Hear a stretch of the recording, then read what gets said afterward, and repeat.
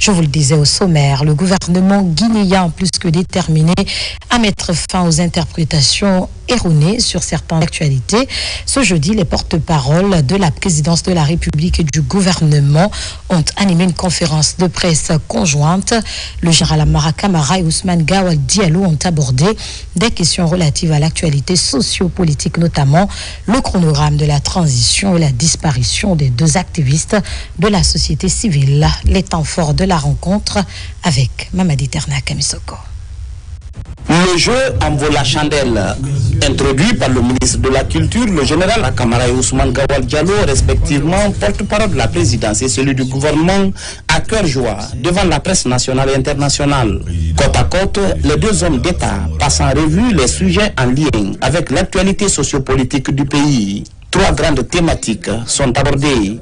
D'abord, le retrait des agréments de trois médias audiovisuels. Hier en France, moi j'ai vu que C8 et Énergie 12 ont perdu leur agrément aussi en France hier. Retiré, pourquoi? Parce qu'un des journalistes tient des propos que le gouvernement et les autorités françaises ont jugés inacceptables. Et d'ailleurs, une des chaînes, je crois que c'est Énergie 12 ou C8, qui a été frappée de 7,5 millions d'euros d'amende. Mais on ne parlera pas de crise majeure entre la France et la presse, entre le gouvernement et tout ça. Parce que chaque État, finalement, régit le fonctionnement des organes de presse dans son pays. Il n'y a que 3 organes de presse qui sont sous cette sanction. Pourquoi? Vous tous, vous êtes là, vous exercez, j'estime, librement. En tout cas, je n'ai pas le sentiment qu'on vous contraint de faire ce que vous faites. Certains d'entre vous sont très critiques vis-à-vis de ce que nous faisons. Mais cela reste dans le cadre de la critique légitime et normale. C'est pas fait à visage caché. Ça veut dire que l'État assume pleinement son rôle de bien-être, de stabilité de tous les fils du pays. Maintenant, il existe pour ceci des voies absolument légaux de faire des recours pour dire on n'est pas d'accord pour telle ou telle mesure. Et la justice viendra dire, bon voilà, il y a eu abus ou il n'y a pas eu abus. Mais ça ne pourrait pas être utilisé contre un pays. Un pays ne se limite pas à 3 organes de presse. Sur la disparition de 2 activistes de la société civile, les 2 hommes d'État regrettent une campagne de discrédit contre le pays. Les autorités guinéennes relèvent par ailleurs certaines contre-vérités dans la sortie médiatique de l'avocat français du FNDC, mouvement dissous par les autorités. Le fait de porter plainte pour le compte de qui il veut, parce qu'il ne voit pas une personne, c'est légitime. Mais le fait d'assimiler ça, qu'ils sont arrêtés, mis dans un camp de concentration, torturés, ça c'est des allégations mensongères qui ne reposent sur rien. Également, il faudrait retenir qu'il y a d'autres enjeux. Un avocat, globalement, il est payé pour ce qu'il fait, il est payé pour ce qu'il dit. Et dans les procès que tu gagnes ou que tu perds, tu payes quand même un avocat. Donc c'est le seul qui gagne dans un procès globalement.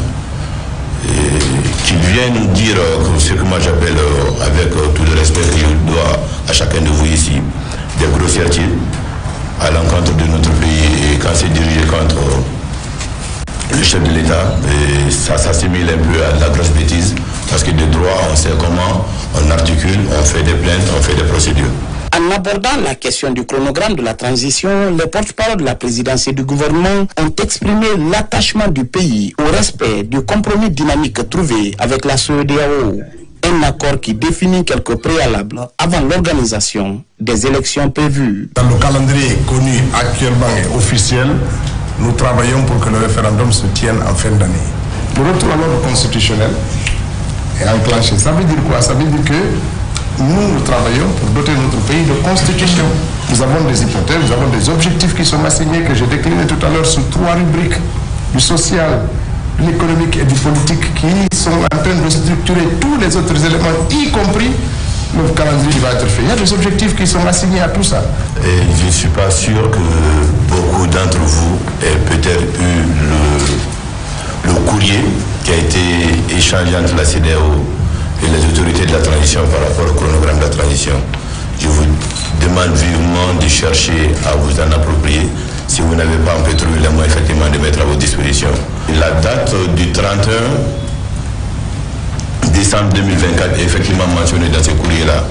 Mais la phrase qui, avant d'annoncer cette date, s'est dit avec la CEDEAO dans un compromis dynamique. Cette phrase-là n'intéresse personne. Ça veut dire qu'à chaque étape, à chaque phase, avec la CEDEAO, on va s'asseoir pour faire des réévaluations, pour réajuster le curseur. Mais cette phrase n'intéresse personne. Et des préalables pour passer également, jusqu'à arriver à cette date-là, sont également dans le même courrier. Mais ça n'intéresse personne. Il y a quelqu'un qui a vu une date de 31 décembre. Et puis voilà, a dit, bon, il faut que ça soit le 31 décembre.